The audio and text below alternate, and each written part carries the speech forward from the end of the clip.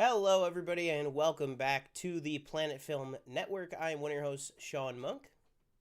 I'm your other host, TJ Cornwell, and tonight we're going to be talking about a lot of just different stuff. I was in charge to come up with topics for this episode. I came up with one topic just because I was on Twitter earlier, and it just kind of like, it really all hit at once. I don't know if I was like, I was doing work, blah, blah, and I just looked at Twitter real quick. And it just like all hit in like 5 seconds of like all these different delays and stuff. So that's going to be basically our main topic. And we're talking about a few other things, things that pop into my mind as we go along here. First, I think one thing I want to say, and it's not really what I've been watching or anything like that. But in a few months from now, Danielle and I are actually going to go to Disney, which is really cool. Oh, all right. I haven't been since a long time ago, so it'll be nice to come back. But I thought it was relevant just because, there was all that talk about Bob Chapek and people, specifically park goers hating him. Yeah. So I will be able to see the Chapek effect in real time. Wow. I know he's gone, but I'm sure those effects are still. His specter still looms large. Yeah, and something that has changed, which I guess this was due to COVID, because I was very confused when I was booking this like 2 days ago, is apparently like they got rid of the dining plans during COVID. So I was very confused, and I also thought it was like another Chapek thing type thing, but I guess it was just like a COVID thing. Mm-hmm. But they have like those bands now, which we ordered some of those, so that's another how much. Yeah. I got like a Star Wars one, and Danielle you can get specific like styles. Yeah, and Danielle just got like a plain one. But I'm very excited to go to Galaxy's Edge. I will say that. But I will not. You're doing like the full. Oh yeah, we're staying like on property and like all that shit. The Grand Floridian. No, we're staying at Pop Century. Okay. That's where I stayed. However many years ago I went. But I will say I am not building my own lightsaber. I will not be doing that because I will not be spending $250 to do it. Oh yeah. That's how much it is. I don't know how much it is to build your own droid. I know that's cheaper. I do. It's got to be cheaper. Yeah. But like also, it's like I don't know why my mind just immediately went to Chopper and not like R2. But like I've seen ones that like are like the Chopper style ones, and I would say they're probably about this big. Okay. But they are. I've seen like Star Wars Explained has like showed off his and stuff. Like they're fully like motorized. It comes with like this cool like RC controller. Like, but I know for sure. I know they're definitely cheaper than the lightsaber, but probably like $20 cheaper. And I will say this. I've never been to Disney or anything, but I have watched tons of Galaxy's Edge stuff. Don't be suckered in by the holocrons because apparently they just do not work. Yeah, they're supposed to have like different kyber crystals you can buy, and so like there's different cuts of like let's just say red kyber, you can get different cuts, and like so this cut you could throw that into the holocron, and it'll talk like it'll have like Count Dooku voice lines, but then you get a different cut and it'll have like Darth Maul voice lines. Apparently none of that ever works. So it's like you basically are just buying a holocron that you could get at like Target or something. Right. But that'll be fun. No Star Cruiser in your future. Star Cruiser. What do you mean Star Cruiser? The hotel, the $6,500 a night. No. Skipping that one. Is that when was that? What is that closing? Is that closed now its already? Final voyage is September 28th. Oh, is it at Disneyland, isn't it? Or is it Disney World? No, it's Disney World. Oh, well, we could have gone, but I didn't you'll even see it on the thing. You could see it. Yeah. I do have a couple of things. Again, not really. The only thing I really want to touch on. I've been watching some Black Mirror and getting pretty hyped for the new. I want to say season, but I guess it's just like new drop. The new like batch of Black Mirror that's going to be coming out first in 4 years, and this time it's 5 episodes and not just like 3. So really excited for that. But the only thing that I watched that I really just want to touch on real quick here is Transformers. I watched Transformers: Rise of the Beast this weekend. Hey, I thought it what'd you was think? I thought it was great. I Wow. was like just enjoying myself in the theater. I told you, Hmm. it was a very similar experience to Fast X for me, where it was just the hype of the movie was just like building. Is it just like exactly like Fast X, where it's just kind of hollow, like fun? Hmm. Yes, but I actually think I probably liked this more, only because I had previous history with these movies and these characters where I didn't Right. like the Fast X. So like Optimus and Bumblebee and like I was like cheering for them like and there's a cool little like twist reveal at the end that I'm sure everybody, people already know online and everything, but Talking about the post credit. um Yeah. yeah, so like that's cool. I'm excited. I think Stephen Cable Jr. really did a great job. Like I think, does it have as much heart and soul and everything like Bumblebee did? No, but the fact that he was even able to like Maximum Bayhem with those movies, right? Hmm. And then like Heart and Soul was here, and then like Bumblebee was kind of like that. Like he really brought the Bayhem back, but also like kind of brought the like Heart and Soul back a little bit Yeah. too from Bumblebee. So I think it's a really good mix. And Anthony Ramos, by far, and Haley Steinfeld, obviously, but for the mainline movies, Anthony Ramos' main character's name is Noah. And Dominique Fishback as Elena also, but she's definitely the secondary to Anthony Ramos as the main human. Hmm. Like he's the Shia LaBeouf, if you will, Hmm. easily the best human character they've had in the mainline Transformers movies, easily. So I really enjoyed that. And then man, it says Sean, you're a little quiet. Is that true? I sound fine in my head. I mean, I could just be totally loud. All right, I'm just When gonna I heard really quick, I thought I sounded okay. But I'm gonna put uh, myself up a little bit more. one thing I will say to that, and I won't say anything just as like a spoiler, because it's been out, it has been out for that long. Yeah. Combining two failing Transformers, I guess, made $1 billion. So Yeah. semi-failing franchises. What could go wrong? Yeah. Does it make Uh sense at least? I know like it happened oh, in 100%. the comics or whatever, but like 100%. are they leading up to it, and you kind of understand how they got there? I Maybe. mean, technically I'm trying to think. Yeah, it makes sense. I was like, do I Okay. want to launch into a whole thing now? Right. Yeah, Yeah. it makes sense. It makes sense. Okay. And Okay. I think they could even tie even more together Hmm. because technically things would be, because this movie maintains Hmm. the at least the first one. Sorry to Mark Wahlberg. I don't know if the Cade Yeager saga is going to be considered canon by the end of Yeah. all this, but definitely the Sam Witwickiness of it and the whole Witwicky family, that is still intact, that Hmm. history. But the whole, and I really more mean the last night, all of the like the Transformers have been on Earth for thousands of years and they Right. helped fight the Nazis. Like that's like done away with. Like that's gone. But like everything else they're trying to keep like loosely canon. So if the other thing that this is promising is Hmm. also maintaining that area of its canon of those previous installments, shall we say, to keep it kind of loose there, uh, I think there is a lot of potential to have some cool stuff and have some cool characters come back and interactions and some positive stuff that I think could come out of it. Um, but yeah, I really enjoyed the movie and it did really great. We're gonna touch on box office in a little bit.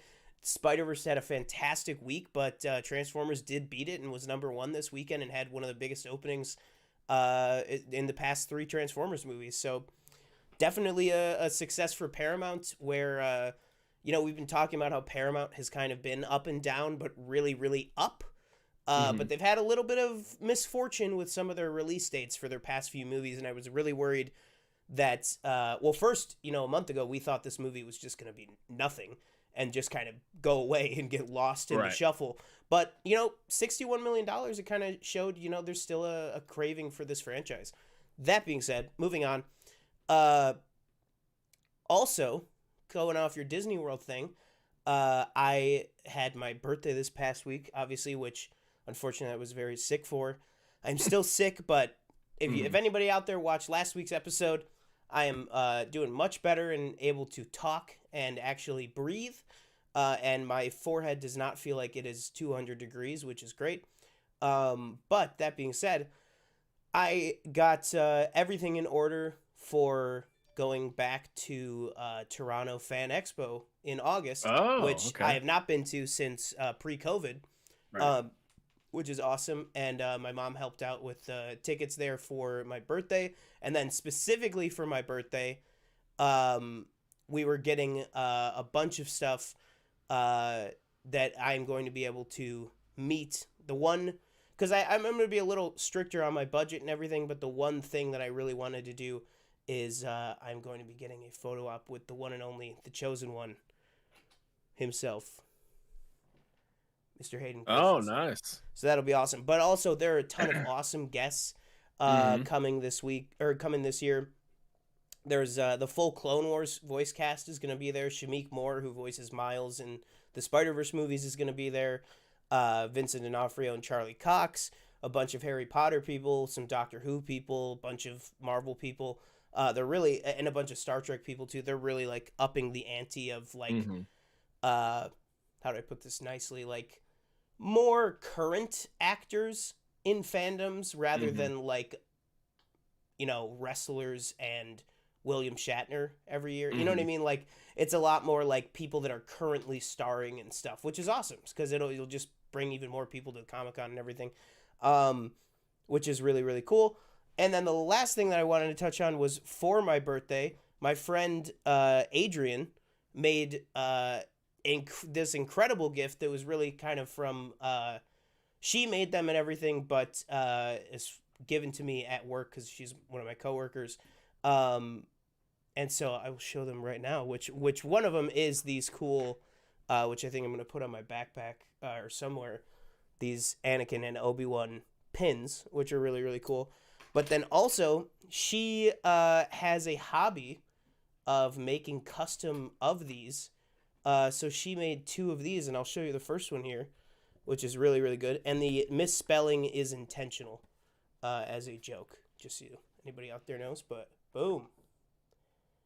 That's cool. Yeah, That's dope. I can't get that right there. But yeah, that was awesome to see. And then also, I have a alter ego of when I get angry at work with a customer. I have been called. Well, the name has a whole different origin, but basically, when I had my long hair, I have been called the Red Wrangler because I had a red shirt that I would wear and I had long red hair. And so the joke was that I was basically Ethan Hawke's character from the Black Phone, is I would take the customers in the van and make them disappear. So that Ethan Hawke joke transformed into then Ethan Hawke from Moon Knight, and so then this was the other one that I was given, which I think is even cooler, Oh, wow. which is That's Ethan dope. Hawke's character from Moon Knight, but as me with my long hair. Which RIP my long hair. But so yeah, now I have a short hair and a long hair version of myself in Funko Pop form, which was really, really cool. I really appreciated that gift. But yeah, that was awesome. So yeah, let's move on here to Real quick, I'm gonna try yeah. something real quick. Just let me know if I sound like really weird. You sound a little quieter. Okay, what does this sound like now? Still quiet, I would say. Okay, I'm just gonna leave it like this. I'll turn myself up a little bit, but All right. just listen a little bit. One thing I did want to talk to you about Mm-hmm. is a movie that I just watched actually, that you have seen that came out I think a few months ago, but I think it finally hit streaming. Tar. And that is Missing. Oh, okay, yeah, Missing, yeah. yes. The spiritual successor, or I would actually, I say guess so. sequel. No, sequel. Yeah, definitely Maybe the same to- universe, but yeah. to Searching. It's a great movie. Great movie. I love these types of kind of all centered on devices movies. Just the way they can, shoot it. It probably takes, I think Danielle said it took like however Now it many says days to shoot. they said we're both too quiet now. Oh, okay. Well, I don't know then. Sometimes with mics, it makes no sense. But I switched it back to the one I was on, so I'm probably louder All right. again. but yeah, it's a good movie. You know, it doesn't take that maybe as long to shoot, but to edit it, it takes, you know, a very, very long time, obviously, to get all the stuff. The biggest glaring issue I had with it was in the pretty close to the beginning when she's trying to get the password from I forget his name to what's her mom's boyfriend's name again? Do you remember? I don't, but yeah, I know what you mean. I get the password, so she can't figure it out. So then she calls, and they make her answer these like security questions, and they like comment like, "Oh, he looks like the guy to have the same password for like everything." So that, you know, that obviously tracks, like, because they're logging into everything after they get that password. Yeah. But you don't reset the password.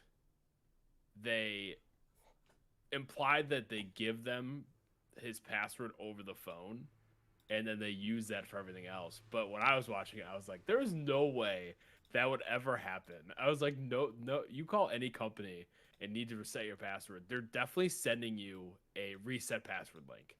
Yeah. There's no way they're letting you use the same one. So that was my only thing where I was like, that was, you know. But I will say props to Danielle. Danielle, like, literally called the movie as it was just, like, kind of in, like, pretty much the beginning. Like everything? Pretty much, like, she was pretty much getting the theory to it as soon as, like, the whole thing was revealed. And I you know, I just thought it was a really great twist. Oh yeah, which one? I mean, that movie was insane. That now you talk about a theatrical. I know I talked about this like you said months ago, but like you talk about a theatrical experience this year that was like every 5 minutes I was literally sitting there like this, like what am I like? Again, not to go super into spoilers or anything, but like the boyfriend, when they find him, you're like, oh, they found him. And then what happens, you're like, what? Like, it's just immediately, like, just so many twists and turns and everything. But, yeah, really, really good movie. And Storm Reed is fantastic in it, too. She's, you know, just her and John Cho in the first one in Searching. Really, really good because they're really carrying basically the entire movie on their back. Or on their face, I guess. They got a green light another one. Because, yeah. I mean, I don't remember Searching all that well. And I say I like it. Danielle claims that I said I didn't like it when I walked out of it. Oh, I remember. But from what I remember, I liked both of them. So if they can make another one, I think that'd be really cool. And have, you know, a nice little universe, more of a expanded universe type thing going. And really the only kind of way they're connected is just like, oh, there's a documentary that's basically like on a streaming service about the first one. Yeah. And that's really it. And that's really all they needed, honestly. They didn't need to, you know, go any more into it, I didn't think. Yeah.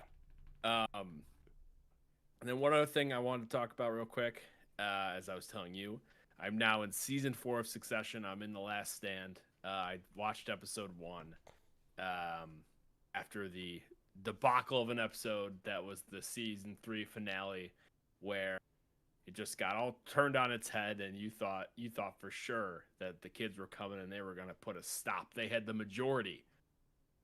And then Logan said, in that, what was that voice? That like kind of mocking voice that, oh, I had a super majority. Yeah, that's one of my favorite things. We have the super majority, Dad. Oh, we have the super majority. And you know what's hilarious so is good.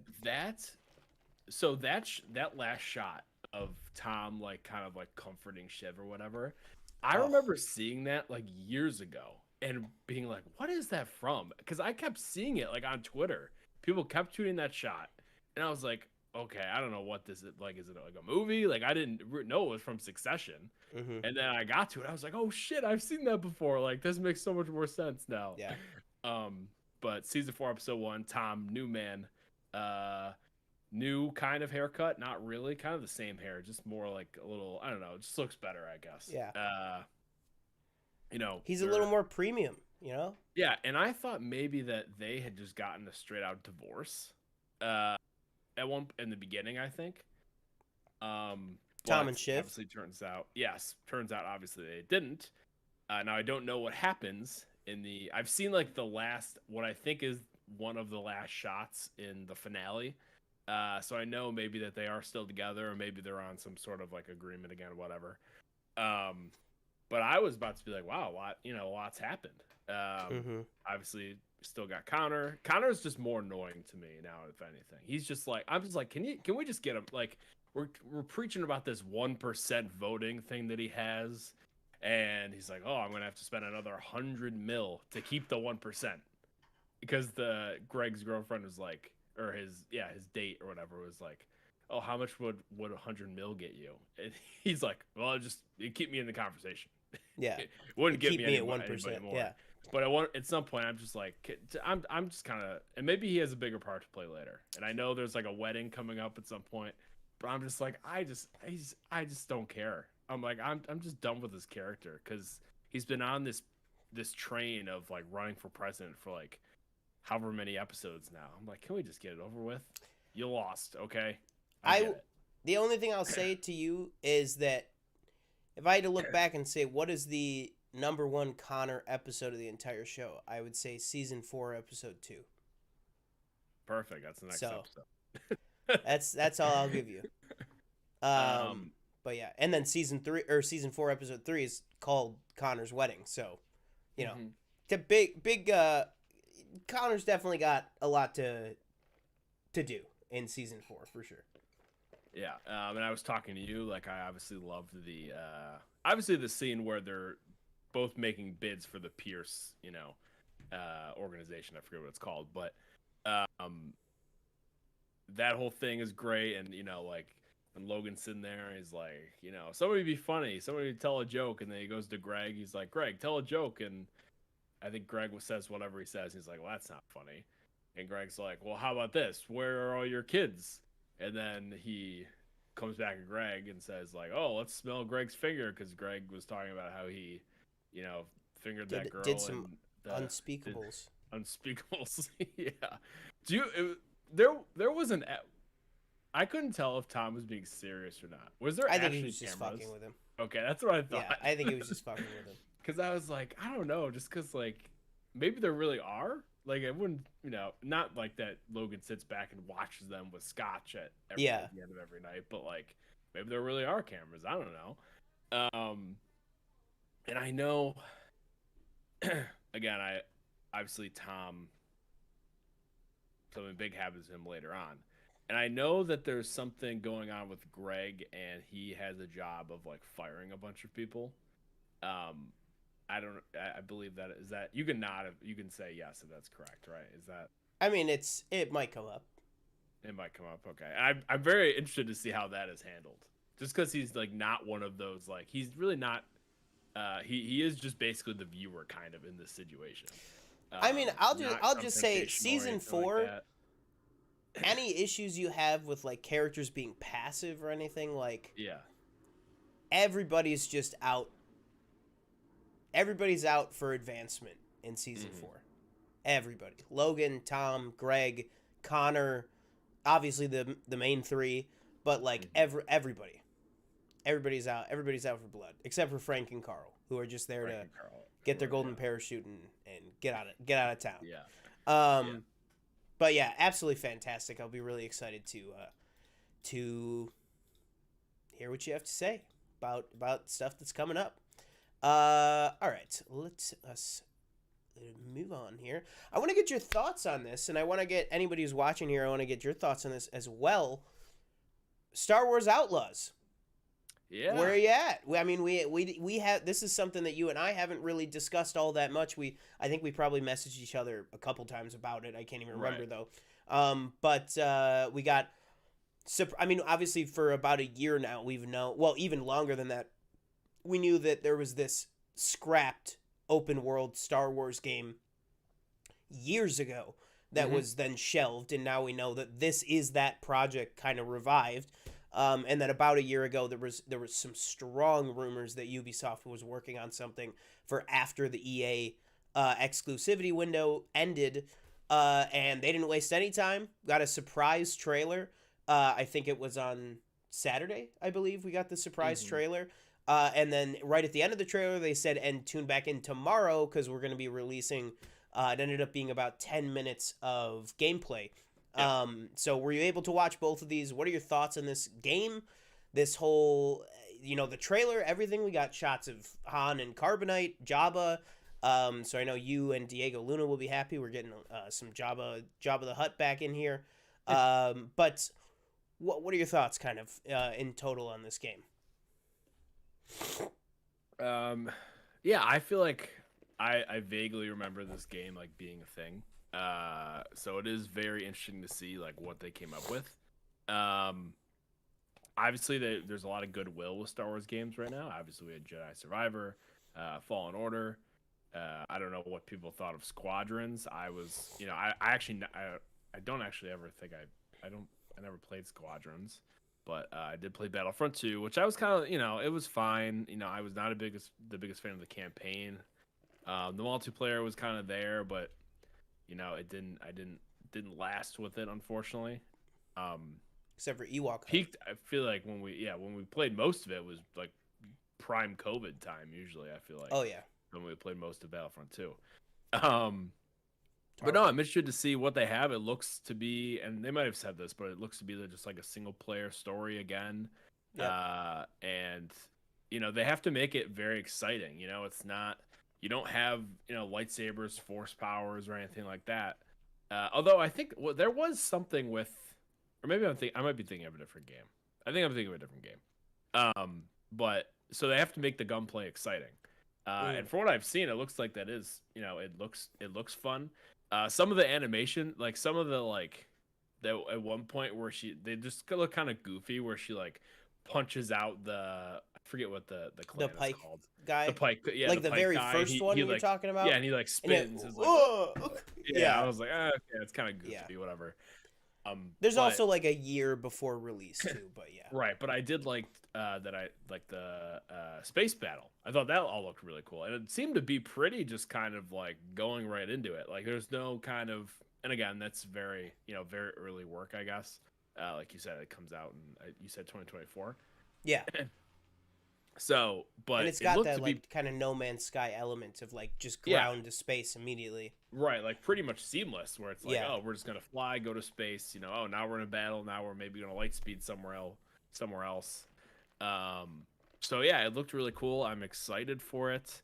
I gotta get these other games out of the way. Succession is really taking over. Like I haven't remember when I was like, I don't know when I'll be done with Zelda. I haven't played Zelda in like 2 weeks. Like I need to get back on it. And then I obviously have Jedi Survivor to finish, and I have Resident Evil 4 to finish. And then we got Spider-Man. But yeah, it looks really good. I'm excited to see what they do with it, and hopefully this just spells more success for future Star Wars games. I still don't really know what's going on with the Knights of the Old Republic remake. I believe that's kind of in limbo.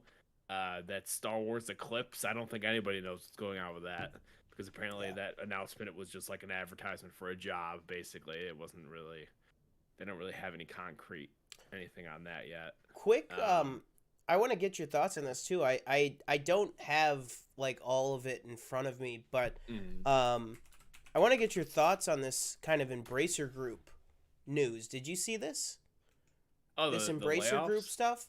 Yeah, so I mean, this Embracer Group has essentially been buying up IP like crazy in the last like 2 or 3 years. They bought the rights to most of Lord of the Rings. They bought the rights to the Tomb Raider stuff, a couple other things, and then the Star Wars Knights of the Old Republic remake, which is the one that we were just talking about. So they bought all of this stuff, and they were just buying up all this IP, and now they're turning around, and now they're announcing that they are canceling all these different projects. It's going to get even more delays, and that they are they're laying off 17,000 employees, which is kind of insane. I mean, like, what is your kind of take on all that stuff? Like, so we might now. I mean, I don't know if we'll ever get to see the Knights of the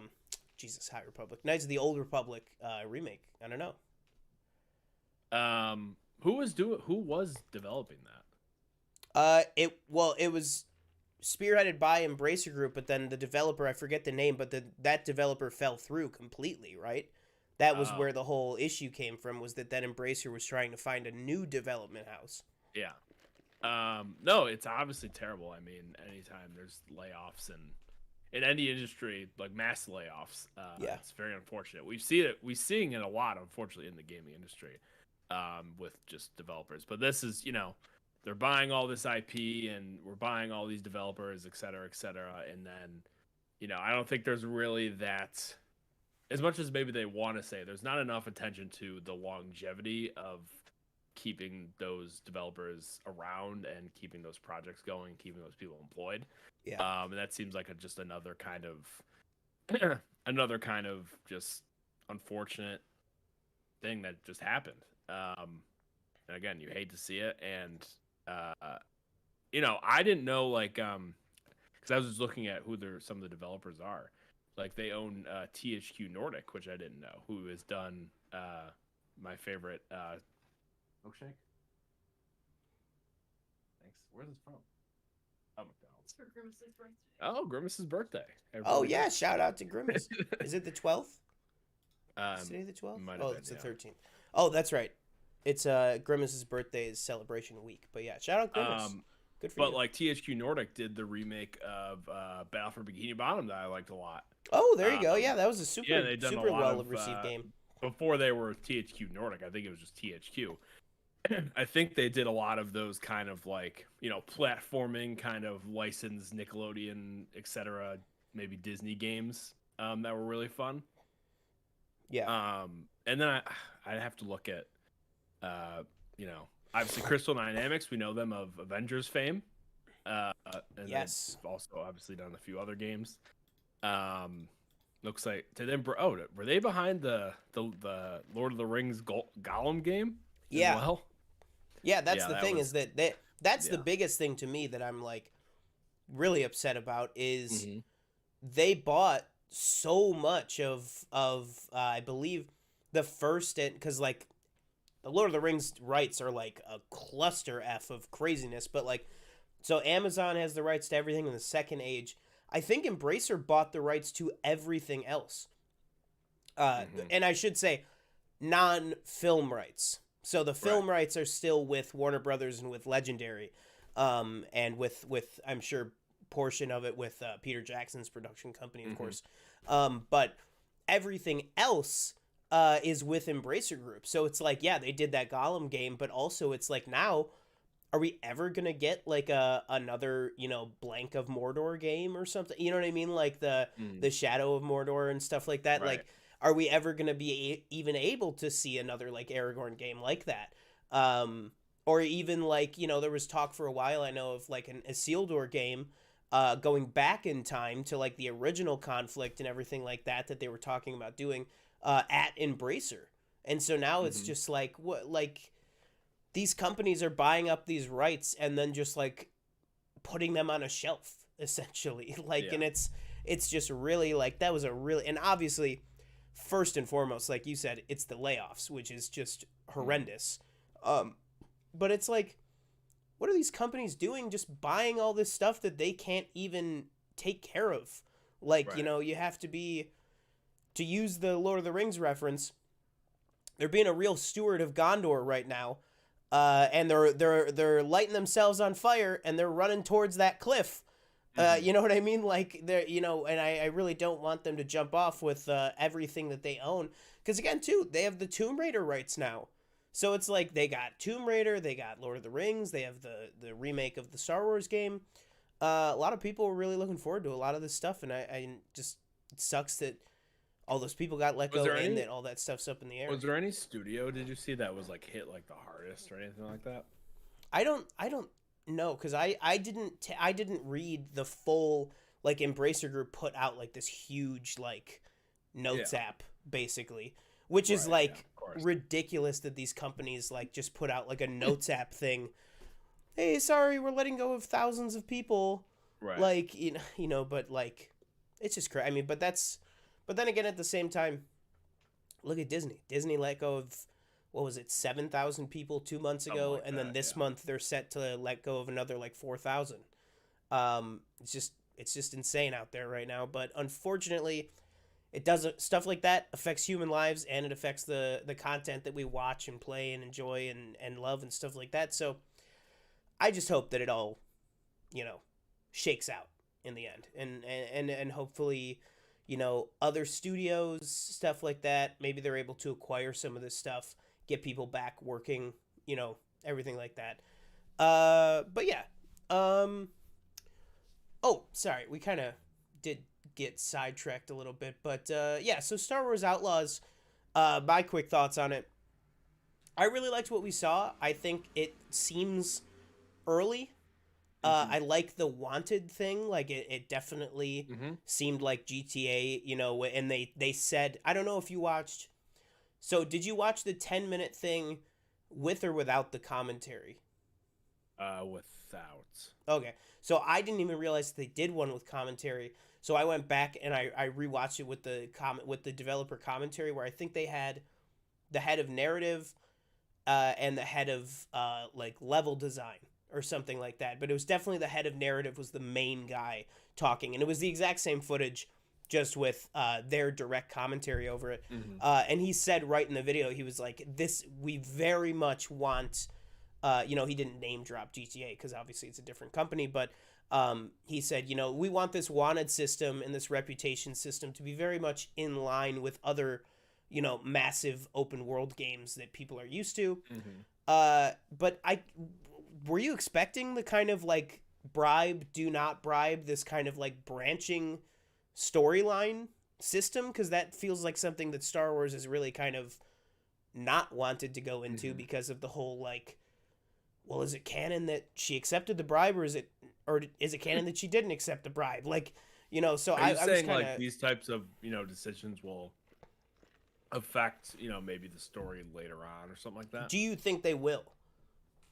Yeah, I think it's definitely possible. I don't think, because is this I guess it is canon. But maybe they don't. Maybe this is a one-off game. I mean, I can't imagine it probably will be. They'll probably do a sequel that, but do they? I think maybe core story elements will probably maybe stay streamlined or something like that. But maybe different side quests or stuff like that you can spin off in whatever way you want to.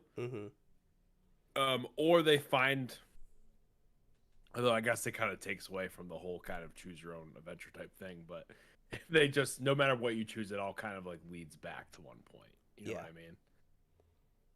Not to use my really only frame of reference for a choose your own adventure, but kind of like Bandersnatch, like Black Mirror Bandersnatch. Like it all kind of like, yes, there are different multiple endings, but really at the end of the day, like the whole point of that is that it is just the one ending. You know what I mean? It's the one final thing. So I think that's probably what it's going to be. I think it'll be, more relationship wise. Like if the game ends and the little creature who, of course, what do we do to make a cute sidekick? We already made BD1. Let's make it not a droid. Let's make it a creature.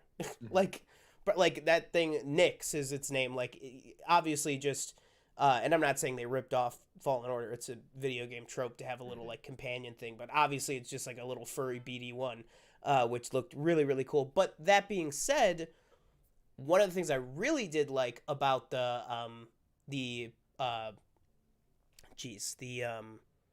gameplay footage was the fact that you can kind of send Nyx to like, you can like highlight enemies, like that thing where it kind of had the blue trail where it was like, what do you want Nyx to do? So it seems like Nyx is going to be a little more active than BD1 is. BD1 is definitely more of like a support, like a more of an assistive character. So that looked a little bit cool that like you can actually send him to do different things. And I liked a lot when, what was it? The one thing. Oh yeah. In the middle of combat, she sent Nyx to pick up an enemy's gun and bring it back to her so that you could fire a different gun. that was cool. That like he can retrieve different weapons like from the battlefield. That was really really cool. Yeah, everybody that's watching right now, let us know what your thoughts are on Star Wars Outlaws and everything like that. But again, we're gonna have kind of a shorter show here, so let's go ahead and move on. Do you want to talk a little box office, or do you want to talk the delays right away, or do you want to end with that, or where do you kind of want to go? Oh, we can. Oh, with that, we could talk about the box office, I guess. All right. Yeah. So obviously a huge box office weekend this weekend again, as it has been for basically the past 2 months, essentially. Really, really strong top five. Again, Boogeyman stays in the top five. Fast X drops out of the top five for the first time. Mario dropped out of the top five last week, but now it's at number 7. But in the actual top five, we have the Boogeyman, which is the Chris Messina and Vivian Lyra Blair, who obviously played young Princess Leia in Obi-Wan. So there was that horror movie from 20th Century Fox is coming in at number 5 with 7.1 million. Really, really close in front of it. Number 4, Guardians 3, which this is now Guardians' 6th week in the top 5, which is really, really good. Coming in with $7.2 million. Then number 3, we have Little Mermaid with $23.1 million. That's in its 3rd week of release. And then number 2, this is really the one that the only conversation that was being had this weekend was, is Transformers going to beat Spider-Verse? Almost nobody thought that it would, or thought really that it could, because, I mean, you look at the past 2 Transformers movies. Transformers The Last Knight opened to basically $40 million. And then not Transformers, because they didn't have that in the title. Bumblebee opened to about $37 million. So Transformers Rise of the Beast, clearly people... It kind of is a similar thing to the Spider-Verse effect of, that first Spider-Verse movie, which the second one has already beaten the entire run of the first Spider-Man, or the first Spider-Verse movie. So it's kind of a similar thing where from Age of Extinction to The Last Knight, the Transformers franchise was going down, down, down to the point where nobody had faith in the Bumblebee movie. So Bumblebee only made about $400 million at the box office. But then word of mouth about Bumblebee was so positive. It looks like it had a good effect on this movie because it did go back up to $66 million. And it's already at $176 million already. This movie was budgeted at about $170 million. So is it like... oh my God, it's a smash hit out of the park, it's going to make its money back, no question? Not necessarily, but I mean, next week we got The Flash, we got Elemental, Asteroid City, we got a couple of stuff coming out next week, but if Transformers can kind of hold itself, if Transformers can like scrape up like $23 million domestically next week, I think that'll be a good landing spot for Transformers to go, so that it's not just going to be completely wiped off the map. But then again, I don't know. But also, I think it's good counter programming for people who might be a little over the superhero thing. But what are your kind of thoughts on all this? I have a question for you. Just looking at Spider-Man, would you say it's disappointing right now? Maybe I expected it to be higher. For Across the Spider-Verse? 2 weeks. Yeah, I don't know. I know it's only been 2 weeks. But again, like you say, we got all these, obviously we have Flash this week. We have, Elemental. Is that this week or next week? That's this week. Same as the Flash. And we're getting Indiana Jones as well. Indiana Jones territory. Is the time for Spider-Verse just passing like that? You think? I think, I know what you mean, but the thing to keep in mind here is the budget. That this movie... its early budget was reported at like 90 to 100 million.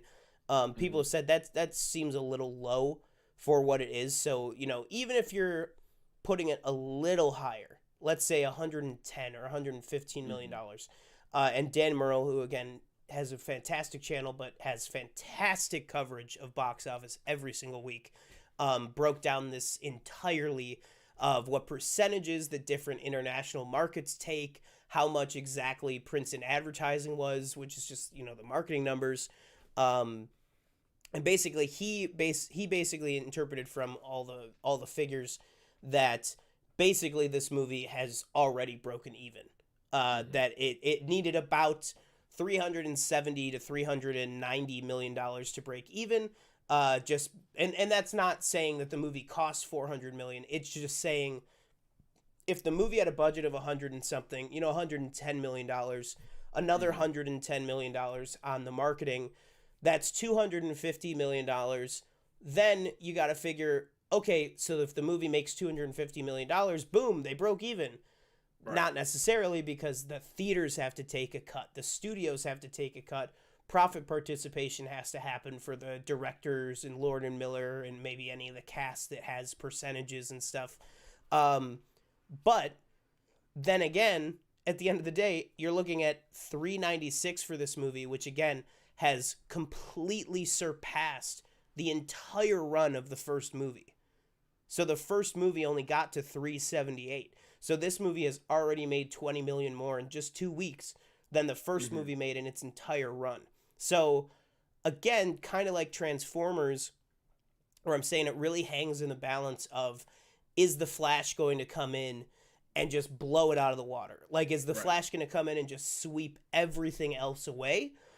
Which I think is very possible, especially considering the fact that, counter programming and everything like that. This is literally a superhero team up movie, multiverse story, which is exactly what the Flash is. So I think, it could be interesting. But that being said, I think the main thing, like you said, is right now Across the Spider-Verse is in the position that whatever money it makes from here on out is pure profit. Right. So I think it's in the best possible position. And then beyond the Spider-Verse, if the first movie ended at 378, this movie might end at, 470. And then maybe the next movie ends at 650.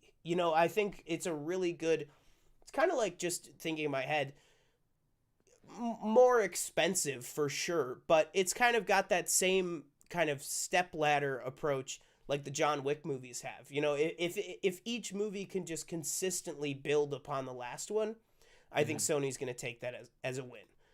Even though, like you said, you might be looking at something that $396 million on its face for a Marvel movie maybe doesn't look that great, like you said. But, it's about keeping that budget in perspective. And speaking of budget, another thing I want to touch on with the box office, $665 million for Fast X right now.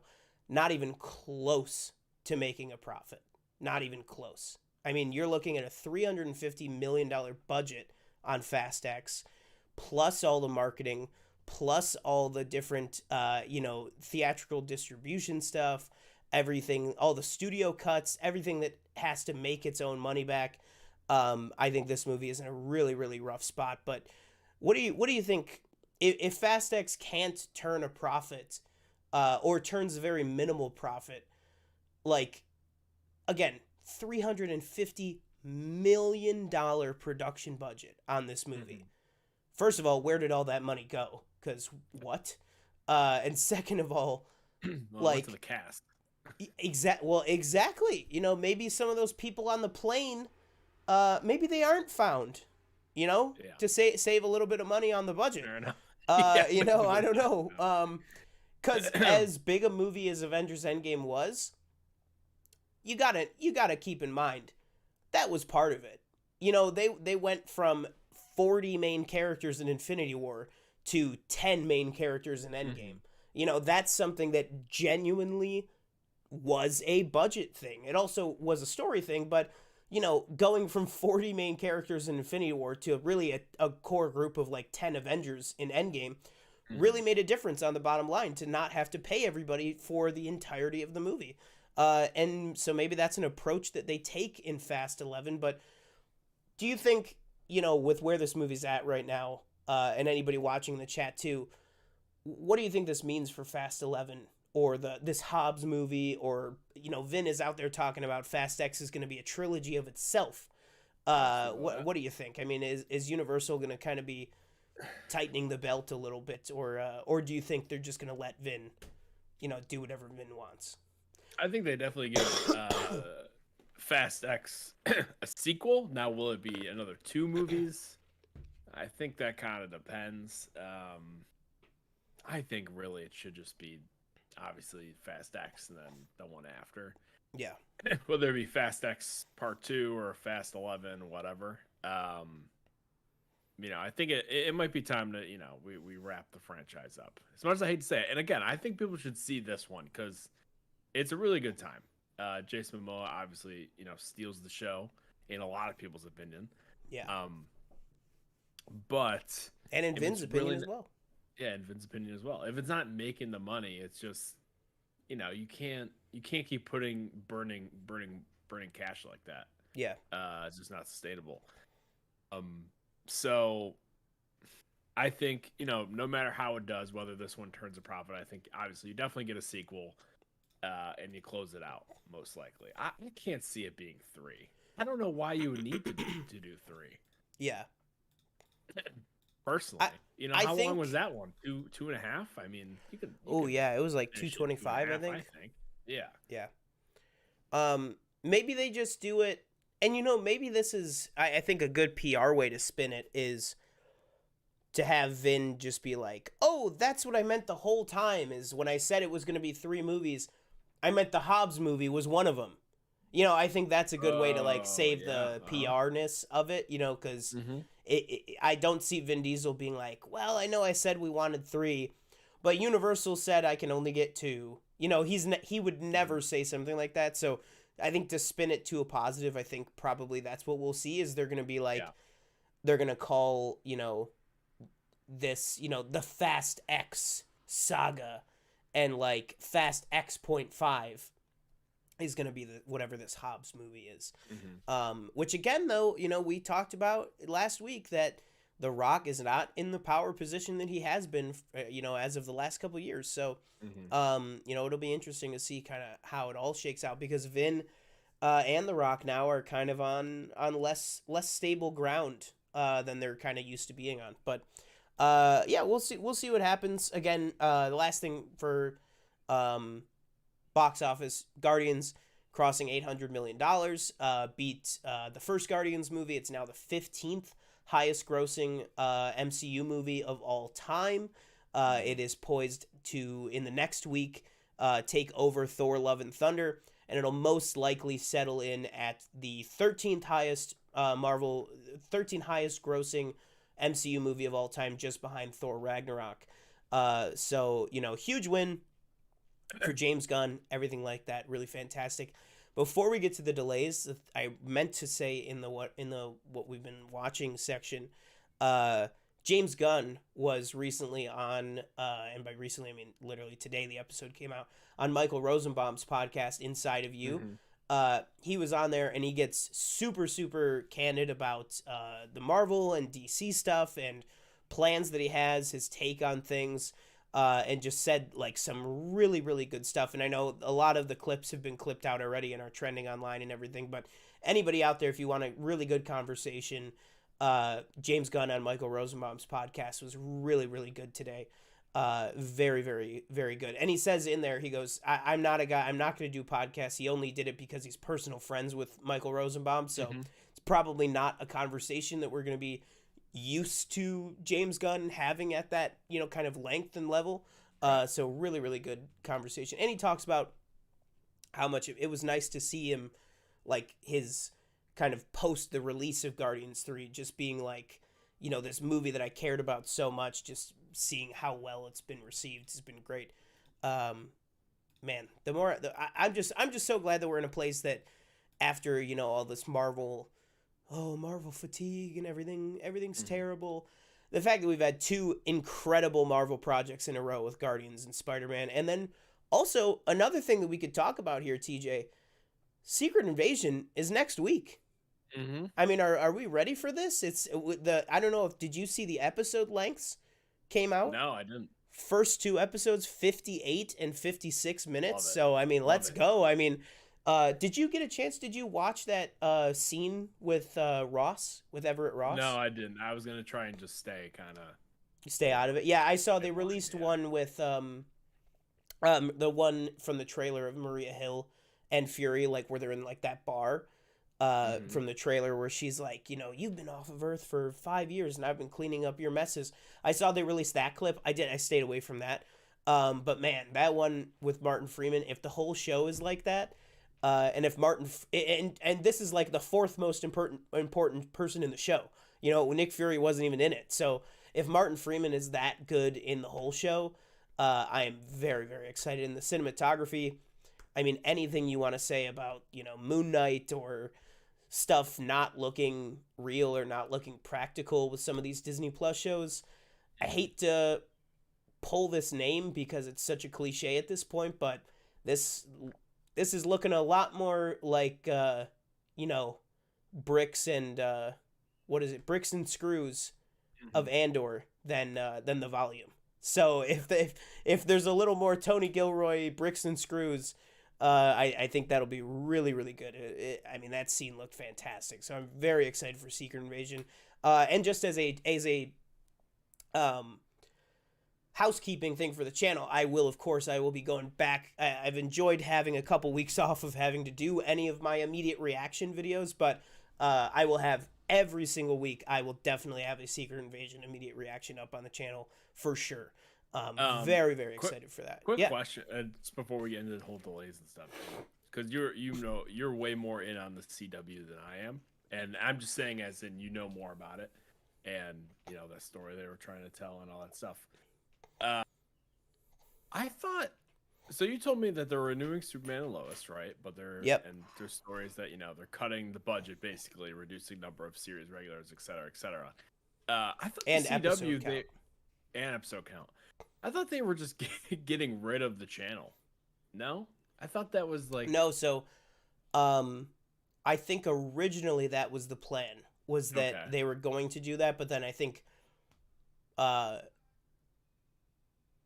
don't know for sure if it was Zaslav himself or if it was just kind of a joint decision, but instead they're pivoting because there was that huge story that showed The Chosen. Which I know very well because we play those episodes, our Fathom events. Every couple months we play The Chosen at my job, and movie theaters all across the country as well. But at my job in particular, our location is very, where my location is, like that area, we know it's rich people, older people. So they love coming for their Jesus movies and their Jesus shows. I just looked up The Chosen on IMDb and I clicked on it and I was like, this doesn't look right. But you just described actually what it is. I'm like, oh yeah, okay, no, that tracks. So it's basically, and the CEO of CW said, The Chosen, it's based on the biggest IP of all time. And that is just one of the funniest things I've ever heard in my life. And somebody was like, this is why the WGA strike needs to end because... Like what, people on IMDb love it. 9.3 out of 10. Oh, yeah.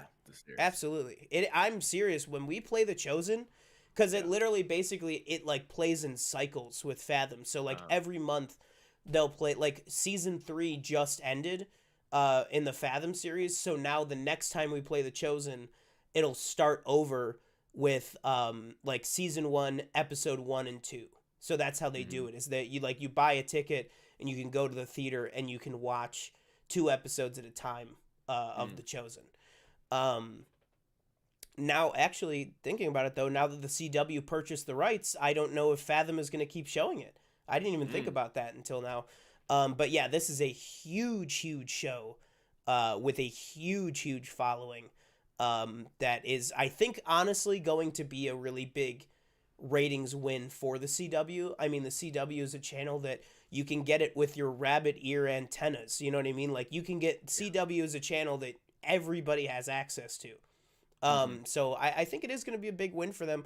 But on the Superman and Lois front, I just don't understand. I'm never going to stop beating the drum of if the CW wants to get out of DC properties and the Superman and Lois team has already expressed that they want to move to Max, the only thing that I can think of is they just can't.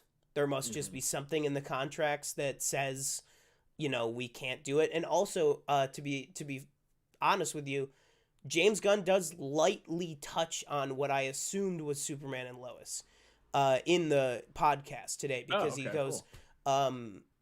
Michael Rosenbaum, he does like this like rapid fire questions, and he said something about like what is like the worst part of it or something like that, and he said it's telling people no is what I wasn't prepared for. And then he says in that, he goes, having to tell certain people and certain teams that their show's not going to continue, but others are.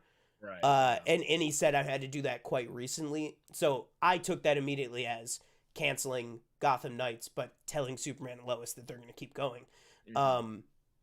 So it's very interesting, because I feel like there's that disconnect that I don't even think of, that like James Gunn is also in charge of Superman and Lois. Like it's all of DC. You know what I mean? Like it's everything.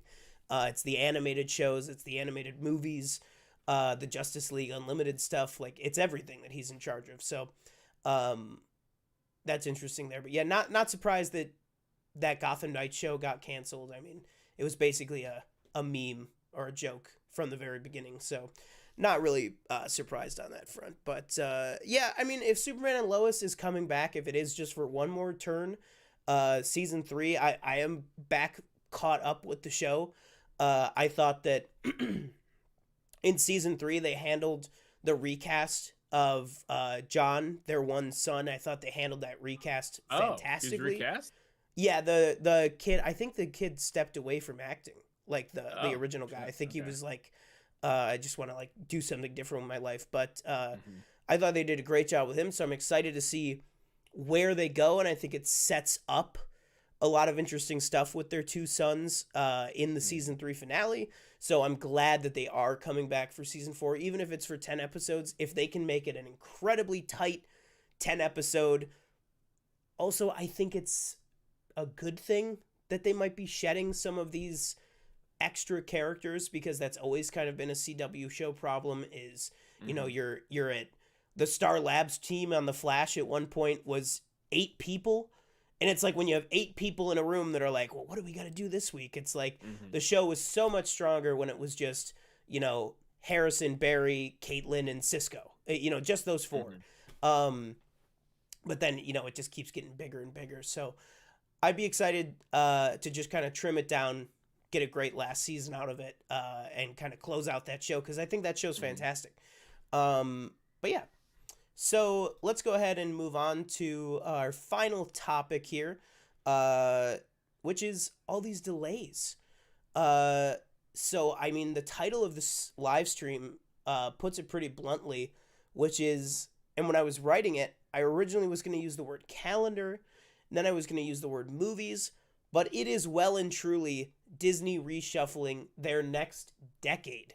I mean, we are into the 2030s now with some of these delays, and that is quite literally true, which is kind of crazy, but let's get into some of this stuff. So, TJ, I got them pulled up here. I got everything.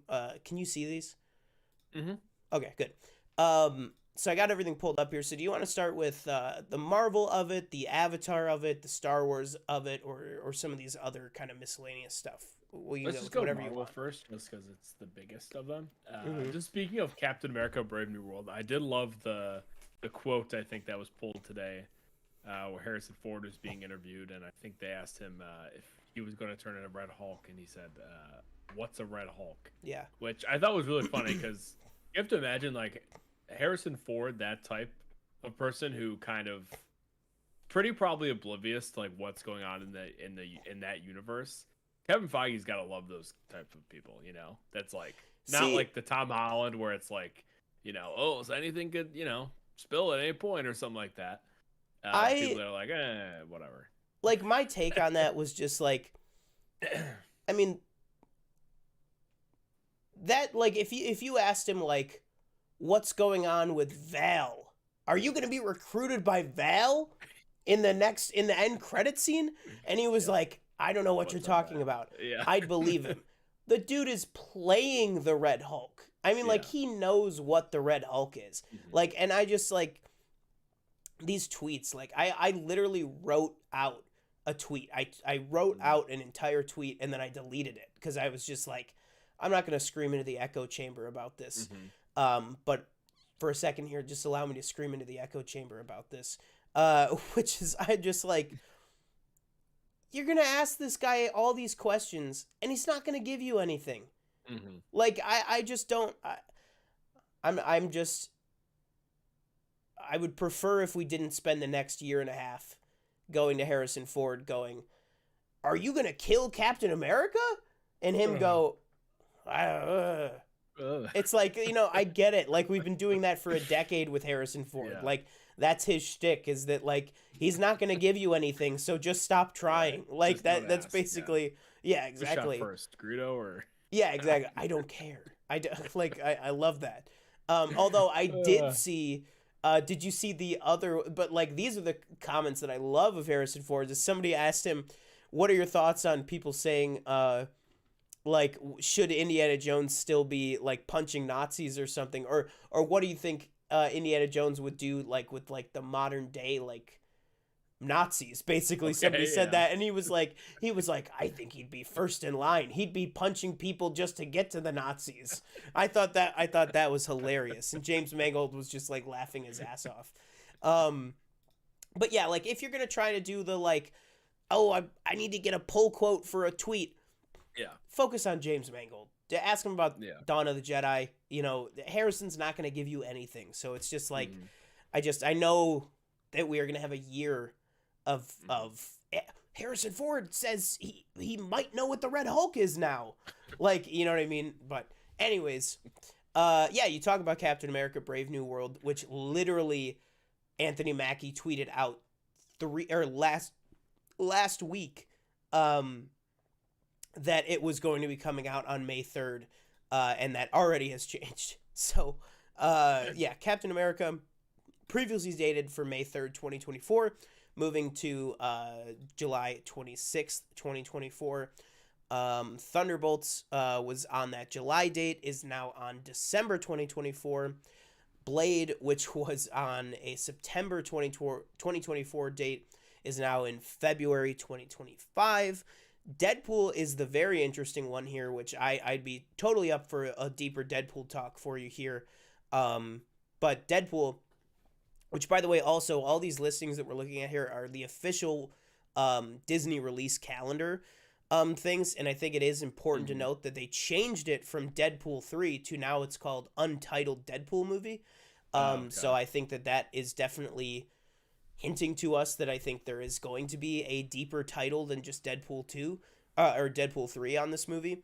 But Deadpool, interestingly, is the only movie out of all of this that actually has moved up in its release schedule. It was previously set to release November 2024. It's now set to release May 2024. So now Deadpool is set to release in less than a year from now, which is very interesting. Wow. Fantastic Four, obviously, is going to be delayed here from February 2025, which is the new date for Blade, moving back to the traditional huge Marvel release date of May 2nd, 2025. Again, we know Fantastic Four is a big priority for them, so I'm not surprised that it's going to be taking that May date. Now, something that's really, really interesting to note here is now Fantastic Four being May 2025, we do not have another movie on the release schedule until May 2026. So we have an entire year gap with no Marvel movie on the slate. So that will most likely not last. And then the two big delays, and by big I just mean the biggest movies and the biggest farthest back delays, which again, we got to keep in mind here that both of these movies were originally set to come out in 2025. Both of them. Avengers Kang Dynasty has been delayed to May 2026, and Avengers Secret Wars, which again, important to keep in mind, was originally May 2025, is now May 2027. So that is in total 2 years of delays already for Secret Wars, and that movie was only announced about 6 months ago. So a lot of delays coming. Obviously, a lot of this is due to the writer's strike, and again, we're going to be talking in a few minutes here. It's not just Marvel, it is Disney as a whole. It's all of their entities, it's everything is going to be delayed here. So what are your kind of thoughts on this Marvel slate shifting? Again, I just want to point out too, in kind of the miscellaneous section here that I have, there is an untitled Marvel date for July 25th, 2025, and an untitled Marvel date for November 7th, 2025. So that gap I talked about where there's a year of nothing, there are dates on the calendar, but there's no movies attached to them. So, could those, maybe let's start there. What do you think some of those unnamed Marvel movies in 2025 could be? Could that be a Shang-Chi 2? Could that be Doctor Strange 3? We know that those two projects, it's been rumored that once the strike is over, that those are two high priority things, especially Doctor Strange 3. We've been hearing a lot in the past couple of months about how they really want to get a Doctor Strange movie going before Secret Wars. Probably to straighten a couple things about the multiverse out, because I don't really think that they handled the multiverse or got across what they wanted to get across about the multiverse that well with Multiverse of Madness. So what are your thoughts on all these delays, and what do you think these unnamed Marvel movies could be between these Avengers films? Well, it's a lot of delays. And again, I think that kind of maybe also just contributes to the whole, less is more, maybe, with the boost in quality. Obviously, you said the writer's strike was probably some effect here. But some movies that could be, in there as well. I think you can't. And I think what did you say when the difference in years was? I think you said 2025 or 2026, whatever it was. I think you couldn't count out maybe another Spider-Man movie in there somewhere. I think the Sony dates are separate. Yeah. Okay. So I could be wrong, but now I think they would be interspliced. Dare I say, count out in Eternals 2, maybe?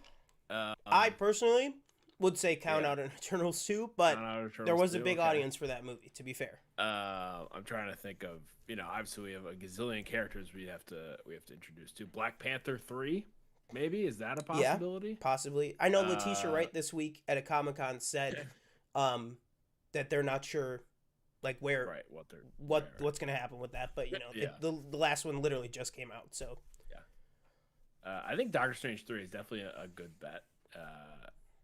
Because, like you said, again, the multiverse is a little, a tad confusing. It's a little convoluted. I gotta rewatch. If my opinion changes very harshly on the rewatch, I will let you know. But I'm operating under the fact that I really, really liked it. Man, what else? What else could we put in there? Maybe a Scarlet Witch solo film. Scarlet Witch, yeah, that's a possibility. We saw so much of her though.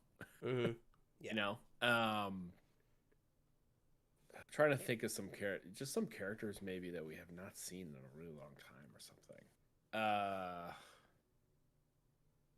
Do we get something Hawkeye related?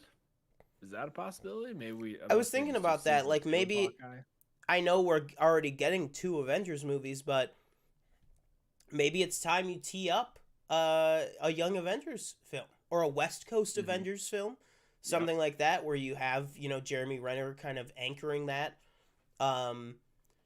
Could we see an Ant-Man 4? I don't know. Not. I mean, if it's anything like the third one, then I hope not. Same with Thor 5. Nah, I don't know if we need a Thor 5. Yeah. Right now, maybe if you talk to Chris Hemsworth 10 years from now, maybe, or something like that. What about to tee up? I know we already kind of have him in a place that he's ready to go and join the Avengers, both story-wise and physical location-wise. Do we get perhaps a legendary Star-Lord movie? to really Very tee him possible. up for his role in Avengers, which, obviously he's on Earth now. He lives on Earth now, so obviously that was teeing up that he is going to be in the Avengers, which I don't think anybody was doubting, but maybe that's something we could see. I don't know. I just keep coming back to, I really think if it's going to be those two dates, I really think the strongest contenders is Shang-Chi 2 and I think Doctor Strange 3. Because I think Doctor Strange 3, I think, is like a lock. Like, I think they really want to get another movie with that character. Because obviously we've known for a while that, Doctor Strange is going to be kind of the Iron Man, the keystone figure of these upcoming Avengers movies. I don't think that's surprising to anybody. And I do think that they realized that they kind of fumbled the bag a little bit with where they left him off. You know what I mean? I think they would want to revisit that character before just joining him at the beginning of an Avengers movie. And also, somebody like Benedict Cumberbatch, he's not going to go from starring in 7 Doctor Strange movies in 7 years to then all of a sudden, what was Multiverse of Madness, 2022 or 2021? 2022. Okay, so he's not going to go from 2022 and then all of a sudden take 4 years off. You know what I mean? They're not going to let Doctor Strange be a dormant character for 4.5 years. They're just not going to do that. Just talking now, what is the chance, maybe you don't call it Loki, but another very important piece of all this multiverse stuff, what about a TVA movie? I mean, we know that Deadpool is basically going to be a TVA movie. We know that, Owen Wilson is going to be in it. Matthew McFadden, we know, is going to be playing a TVA member. Do you think Matthew McFadden is going to have his Tom accent? Like, do you think they're going to... Like, do you think he was cast off the back of Succession to be, like, a Tom type? Or do you think he was cast, like, to be, like, an Englishman? No, I think probably an Englishman. I would be happy either way. Yeah, so would I, obviously, yeah. But yeah, I think a TVA project is possible. I really do think it is. Or something like that. Something that focuses more on how this all works. Because I really do think they need to do some stuff to kind of get this all back under control. And really define the narrative of what they're trying to do. Because right now it's like, between Spider-Verse and Loki and Doctor Strange and Ant-Man, it's like, we know that incursions are important, but like, is that what we're leading to? Like, I feel like we need some more definitive, like, answers to what the hell we're gearing ourselves up for, and I feel like we don't really have that as definitively as they want us to. But let's talk about some other definitive things, which is Avatar. So Avatar, The Way of Water, obviously was originally supposed to release in 2014, I believe, 5 years after the first Avatar film. Multiple delays for that film caused it to release in 2022. Fantastic movie, obviously, monumental, incredible success.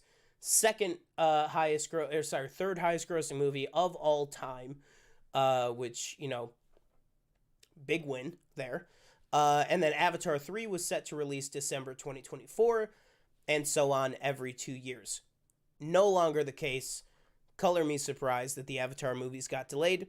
But right now we're looking at Avatar 3 being released December 2025, Avatar 4 December 2029, and Avatar 5 2023. So, huge delays for these Avatar movies. These are not the Marvel delays of, oh, hey, we're just kind of shifting everything up the calendar a couple months. These are years. I mean, Avatar 5 has been delayed now 3 years. Avatar 4 delayed 3 years as well. Huge delays for these Avatar movies. What are your thoughts on this? And are you upset that you will be in your 30s when Jake Sully's story is concluded. Yeah, I'm a little upset, honestly. I was one of the people in the. Do we really need Avatar 2? You know, do people really care? And of course, I saw it, and it was fantastic. So I was very much looking to Avatar 3. So unfortunately, I will have to wait another 2 years. But I think I can wait. James Cameron is. He will I don't be doubt him. 76 when the last one comes out. Yeah, I mean that's. I feel like that's we got filmmakers making films in their 80s now. Oh I feel yeah, like 76 right now. George Miller was 78 when he made Fury Road. Yeah, how old is I don't know how old Scorsese is. He's got to be up there. I think he's 78 too. 78. Okay. So yeah, I'm sure he'll have enough time with these. Scorsese definitely. is 80. 80. I think there was that rumor that like he wanted that James to do that Cameron, Terminator movie. No, that he wanted like the Avatar 3 to be like fully CGI'd before he like edited it or something like that. Yeah. So, if he wants to do that, maybe he'll have time to do that. Do you think though, because there was that story about that Terminator script, and he has mentioned that the potential of handing off the reins for 4 and 5. Do you think that's a possibility? Oh, really? I didn't know that. Yeah, he mentioned that before. I think he mentioned that before Avatar 2 came out. So I think it was maybe more of like hey, if this doesn't really do so hot, maybe I get somebody to step in and finish this for me. But also, I mean, what do you think? Do you think that's a possibility that he finishes 3 and then finds somebody to hand it over to? And then, because he said he wants to still work on other things. Right. And, I don't see him being like, oh, I really want to make this new Terminator movie, but too bad I can't start making it until 2032. I don't see him being like, well, I'll wait until I'm 77, and then I'll start work on the new movie that I want to make. I think I think there's potential that he could slip a couple projects in between the cracks here, especially when you're looking at 4 or 5 years between some of these Avatar movies now. I kind of hope that he doesn't kind of hand it off, just because I feel like he needs to see it out. Just because he's got so much. This is his I feel like it's like his baby. I know he has Terminator and all that other stuff, but I don't know. Avatar just feels different, and it just hits so far. Yeah, he's 2 for 2. Can he go 5 for 5? I don't really doubt it. Yeah, I agree. I think selfishly, if you said to me like, "Hey, do you want to see James Cameron direct other things?"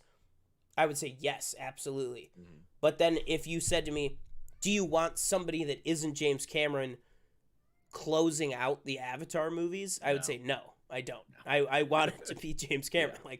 And I know that that's pretty selfish, but if he wants to do it, and I think that's why I think I'm kind of hopeful for that, because I think Best of Both Worlds is that. I think if he can find a good balance of maybe there's 4 years between Avatar 3 and Avatar 4. So maybe it's something that he renegotiated with the studio of saying, hey, I'm going to finish Avatar 3. Let me go work on this Terminator movie. I can get that movie done in less than a year. Mm-hmm. Then I'll come back fresh, ready to go for Avatar 4 and 5. I think that's a possibility. I think it'd be good for him to, do, 1 and 1, that kind of a thing. So he's not just locked down and bogged down in Pandora for the next, 20 years, essentially. But let's shift our focus here. Well, real quick, also another thing that got pushed was the live-action Moana movie. Got its date announced as June 27th, 2025. It's not really a huge story there, but that finally got an official release date. And then just as a result of the Avatar pushes, the Star Wars film that was previously set to release December 2025, which a lot of people assumed would be the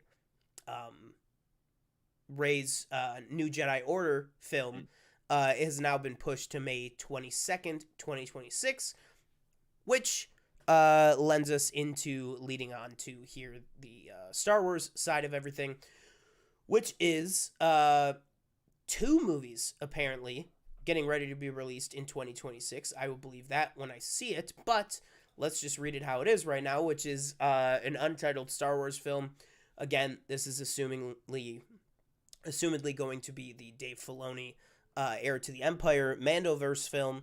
Is currently set for release December 2026.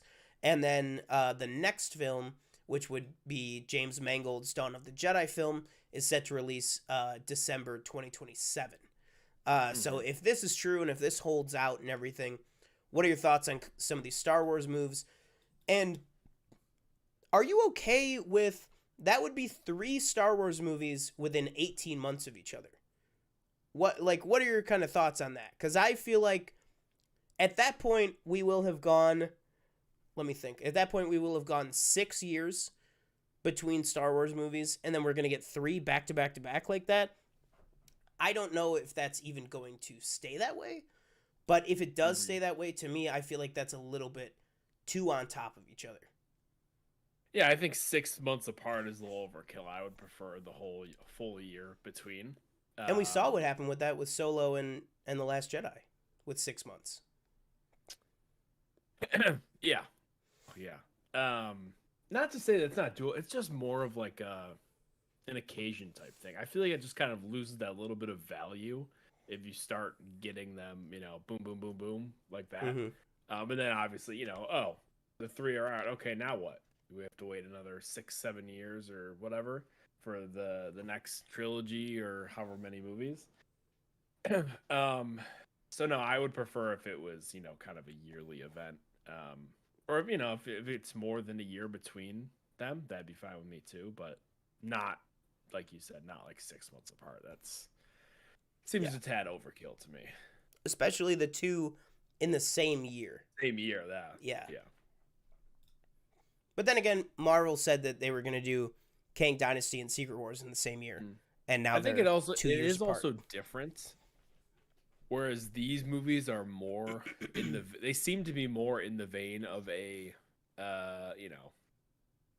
original trilogy, prequel trilogy, sequel trilogy type movie. Whereas, if you were to give me like a Rogue One-esque, Solo-esque, I guess, movie at the beginning of the year, and then gave me one of these at the end, I think that would work better than the 2 of these bigger ones in the same year. Yeah. Yeah, and but it has to be, they have to be quality though. It has to be to me again. I've only seen Solo once, wasn't that big of a fan, but Rogue One, if it's like Rogue One quality, I think that's great. I just think that the Rogue One aesthetic, which I think based on everything that we've learned and that creator trailer, and I don't know if you've been watching the Actors on Actors series that Variety has been putting out, but the Hayden Christensen and Diego Luna one, super, super insightful. Really one of the first times ever I can even remember Gareth Edwards' name being mentioned by a Rogue One actor. He goes into that and he says that tone and the way that it kind of looked was really heavily Gareth Edwards' vision of it. And I think we saw that with that trailer for the Creator movie. It looks very Rogue One-esque. I really think that should be the blueprint for what Star Wars movies look like. You know what I mean? Or at least Star Wars movies within that era. Like, I would love the new Jedi Order movie to look like Rise of Skywalker. Because whatever you say about Rise of Skywalker, that movie was beautiful to look at. I mean, the photography, being on real locations, the visual effects, everything in Rise of Skywalker looked phenomenal. I mean, absolutely gorgeous that movie looked. But also, it had a more natural, wide lens, clean look to it, whereas Rogue One had that gritty 70s feel. And so I think it's important to kind of match the tone of what things look like. But I do agree with you of you saying, it'd be one thing if we had kind of a huge movie and then a smaller story within the same year. But the fact that all 3 of these are being pitched as huge movies, Mm-hmm. to have them all come out on top of each other like that, I think would really be a mistake. And then Michelle in chat says, I feel like those dates could change again after the writer's strike when these actors who have other projects outside of Disney, etc., have to jumble their schedule or cancel projects. That's absolutely another part of it, is they have to, especially with Marvel, they got to make sure that all these people are available to film, and that everybody's, kind of jigsaw puzzle can fit together. And you've seen that with even smaller movies like Scream 7. Scream 7 was supposed to basically already be shot. They chose to hold on Scream 7 so that Jenna Ortega could go and film Beetlejuice, because they didn't want to make Scream 7 without Jenna Ortega, which why would you? She's a huge star. So, you see it on a level of like a Scream movie, let alone a Marvel movie, having to wait for an actor to be ready. You wouldn't be like, well, we need to start filming Thunderbolts in July, but Florence isn't available until September, so we'll just shoot without her. You wait for Florence Pugh. That's just one, example or whatever. But, the scheduling is definitely another big part of all these movies. And again, it's that kind of cascade effect of when you move one movie down the line, that affects every movie down the line, because it's all owned by the same studio. So they're they take their own release dates, which is kind of sucks, but it is what it is. But yeah, guys, I think that'll probably do it for this show. I mean, TJ, do you have anything else you want to talk about with the or anything you want to talk about in general, but anything else you want to touch on with the delays, whether it be Star Wars or anything else? Or what are you expecting to kind of be delayed next? I mean, this is kind of Disney reshuffling everything. But again, this is just Disney. I mean, there's Universal, Paramount, everybody, Warner Brothers, everything is out there. Do we see Wonka get delayed? I couldn't even live with myself if that happened, but I think it's a very real possibility. No, I think there could definitely be some delays. I'm not gonna try and go through and name a bunch of movies, but I do have just completely kind of different topic, just something I just want to ask you about real quick. It's another game that we didn't talk about, but was shown, was the Avatar game, which is coming out, I believe, next year, early next year, I think. What'd you think? Were you intrigued? I was kind of in and out watching the showcase. I'm intrigued by it, but I don't think it'll hit the same personally. I'm not I believe it's sort of in the vein of Far Cry. I'm not a Far Cry guy.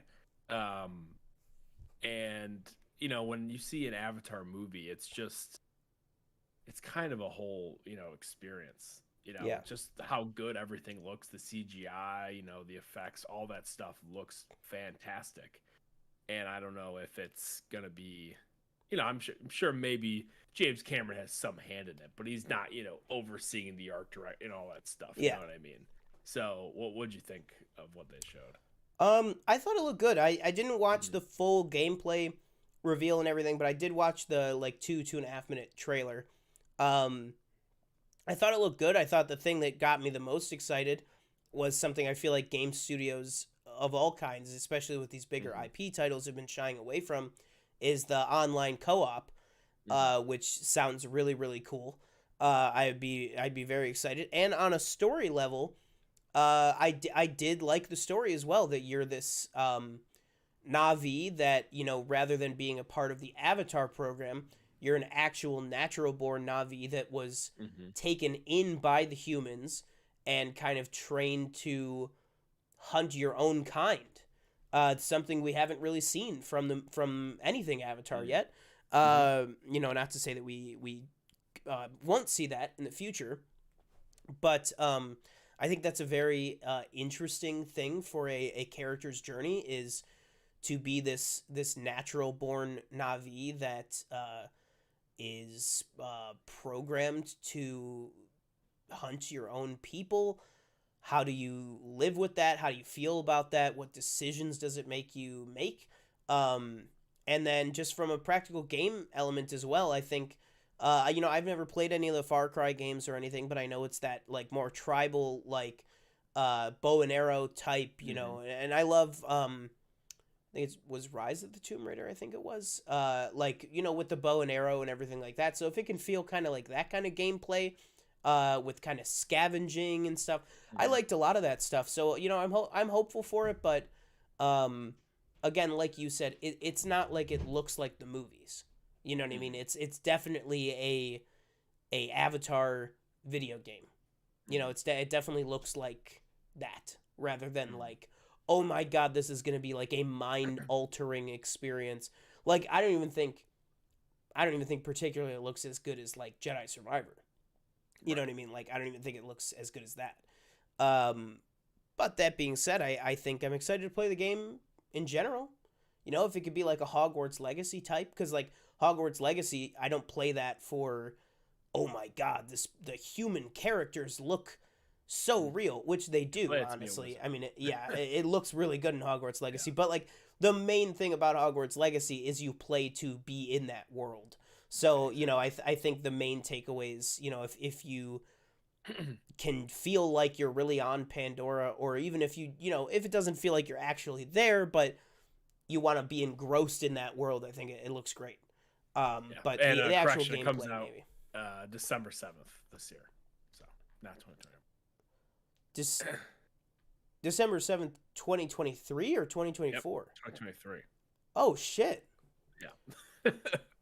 Jeez. I mean, luckily, I don't have anything else to play until Spider-Man. But then Spider-Man is, what, October 20th? Yes, I believe October 20th, yeah. Yeah, so as long as you can finish two big games at the beginning of the year and then 2 big games at the end of the year, sounds like. Yeah. But hey, that's a good year for games. I mean, I don't normally play that many video games, so so far for me, I think Hogwarts Legacy was fantastic, everything I wanted it to be. Jedi Survivor, I know you haven't finished it yet, but I will still throw that game on. You know, I've been watching stuff more than I've been playing stuff because I had a really big video game kick for like 2.5 months. So I kind of put the controller down a little bit and have been watching stuff more. But, man, I will still, not every now and then, every couple days, I'll go into Jedi Survivor and just go around, kill people, you know, do stuff like that. But that game is incredible. So, you know, if he can even, you know, be half as good as that, I'll be impressed. But I will definitely get it. I will definitely get the Avatar game, for sure. But yeah. So, guys, thank you guys so much for joining us today. Oh, I meant to say to you, so they have like 6 seasons free on YouTube right now. And I've been watching a ton of Kitchen Nightmares. And it's just fantastic. I mean, incredible show. I cannot wait for the return. Which channel? Which YouTube channel? It's just on like the official... No, I know, but like there's like a bunch of different YouTube channels that have like the episodes, so I didn't know if. No, I think this is literally like the Kitchen Nightmares, like one with all the funny titles and stuff like that. No, this is like literally like it's that. I don't know if you can like it's literally like a listing in the movies and shows section. Like it's like they're literally on there and it just says free. So I think they literally just have 6 seasons on there that are just completely free to watch. So, but I do watch those compilations as well, the ones that you were talking about that are just like the craziest moments like ever. Yeah. But yeah. So guys, thank you guys so much for joining us. I'm glad I was able to get through this with actually being able to talk. Thank you guys for checking out the Spider-Verse review that we put up separately that we talked about last week. Got some good numbers on that for our podcast and for the YouTube channel. Again, Secret Invasion solo videos will be coming back. Well, not coming back, but I'll be starting up Secret Invasion immediate reaction videos next week. I'll have an immediate reaction up after I see The Flash on Thursday. We are going to obviously have a full spoiler discussion of The Flash on next week's show. So there's a lot going on. Probably a full spoiler review and discussion for The Flash next week, as well as a little bit of maybe guessing at Secret Invasion, because that'll be the night before the episode comes out. So yeah, that'll do it for me, guys. I've been one of your hosts, Sean Monk. And I've been your other host, TJ Cornwell. Thank you for watching. Check out some of the other videos on the channel, some of the reviews, some of the reactions. Follow us on our social medias, Twitter, Instagram, and TikTok. We will see you next time. Boom.